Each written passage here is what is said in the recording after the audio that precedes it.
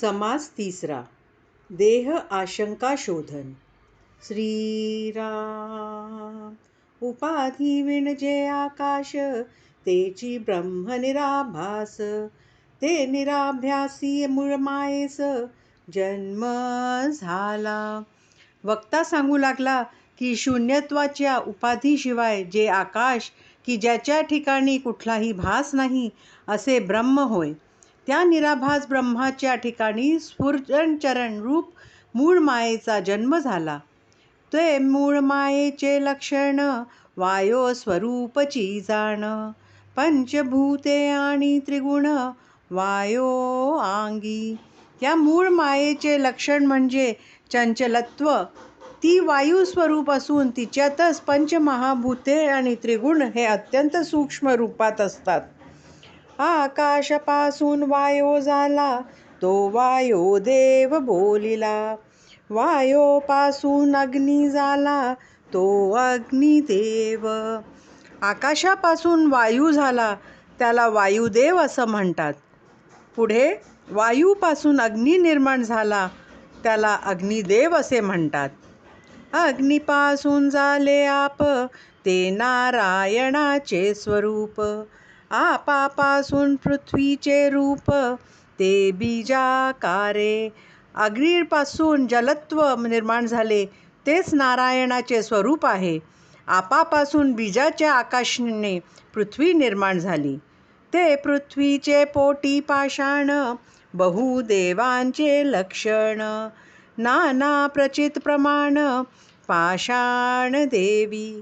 त्या पृथ्वीच्या पोयत अनेक पाषाण असतात. त्यापैकी काहींमध्ये पुष्कळ देवांची लक्षणे आढळून येतात व या पाषाणादेवाची अनेकांना प्रचितीही होते. नाना वृक्षमृतिका, प्रचित रोकडी विश्वलोका. समस्त देवांचा थारा एका वायोमध्ये. नाना वृक्ष, मातीच्या मूर्ती यामध्येही जगातील लोकांना देवत्वाचा रोकडा अनुभव येतो. समस्त देवांचा आश्रय वायू हाच असतो. वृक्ष, पाषाण, मृत्तिकादी सर्वात वायू हा असतोच. देव यक्षिणी कात्यायनी, चामुंडा जखिणी मानविणी. नाना शक्ती नाना स्थानी, देशपरत्वे. देशपरत्वे देव यक्षिणी, कात्यायनी, चामुंडा, जाखिणी, मानविणी वगैरे नाना रूपात निरनिराळ्या ठिकाणी शक्तिरूपात देवता वास करतात. पुरुष नामे कित्येक, देव अस्ति अनेक.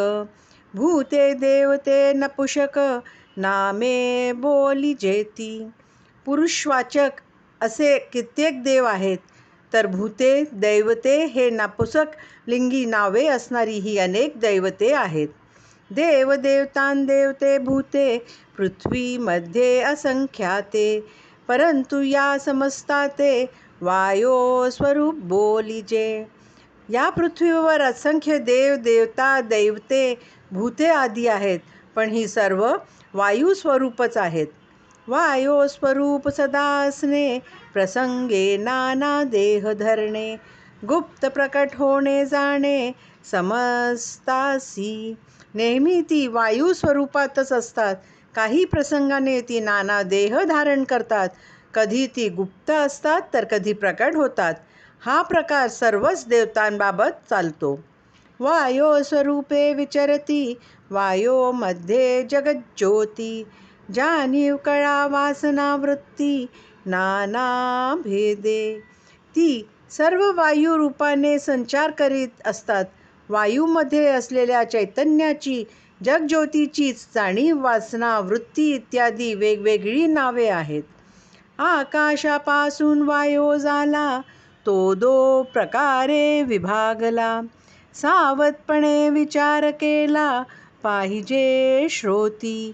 आकाशापासून वायू झाला, तो दोन प्रकाशात विभागला गेला. त्यासंबंधी श्रोत्यांनी सावधपणे विचार करणे आवश्यक आहे. एक वारा सकळ जणती, एक वायोमधील जगज्योती. जगज्योतीच्या अनंत मूर्ती, देवदेवतांच्या. एक ज्यास आपण वारा असे म्हणतो त्यास सर्वच जाणतात. दुसऱ्यास प्राणशक्ती किंवा वायूमधील जगज्योती असे म्हणतात. अनेक देवदेवतांच्या अनेक मूर्तीच्या मध्ये ही जगज्योती म्हणजे प्राणशक्तीच व्यापून असते. वायो बहुत विकारला परंतु दो प्रकारे विभागला.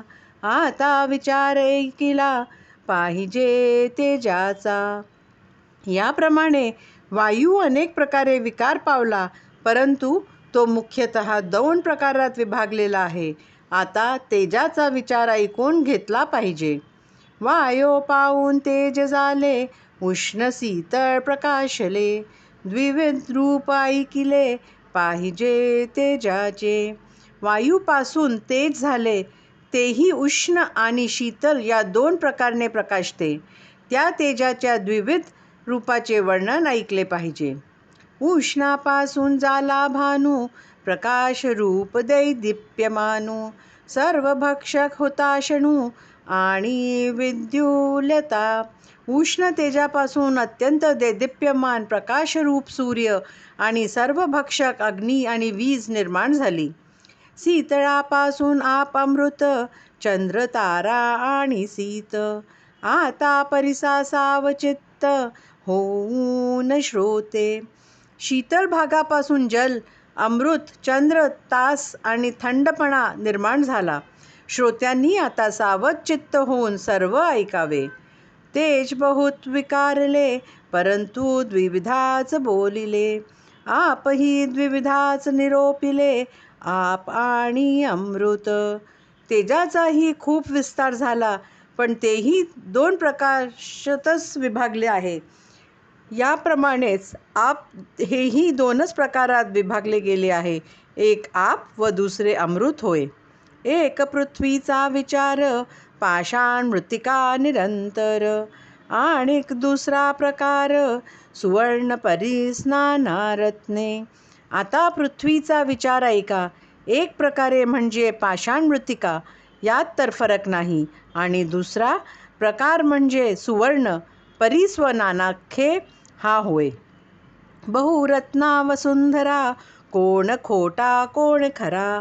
अवघे कळे विचारा, रूढ होता.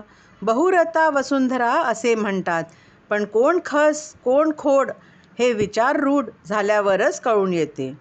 मनुष्ये कोठून झाली, हे मुख्य आशंका राहिली.